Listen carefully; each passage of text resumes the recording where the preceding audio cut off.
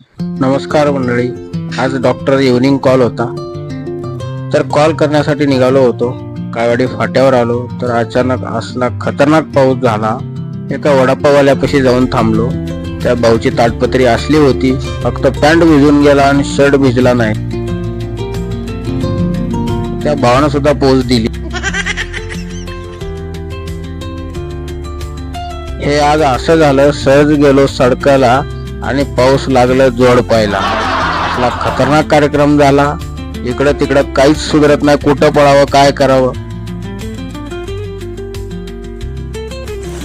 मग काय, तिथून आईस्क्रीम वाल्यापाशी आलो. तिथं थोडा वेळ थांबलं. तिथं तर काय ऑलरेडी पूर्ण ट्रॅफिक लोकांची जाम होऊन गेली होती. थांबायला रस्ता. इथं पण काकाचे पत्र लिखित झाले होते, वरून वरून गळत होतं. मग काय, थोडं कॅमेरा शूट केला, झूम केला. एवढ्या सगळ्यामध्ये फक्त सिग्नलचं काम सिग्नल करत होतं. बंद चालू होत होतं. ते काय थांबायचं नावच घेत नव्हतं. आपला काम बनता भाड में जाय जनता असलं काम झालं होतं त्याच. अशा प्रकारे धिंगाणा होऊन गेला. धन्यवाद.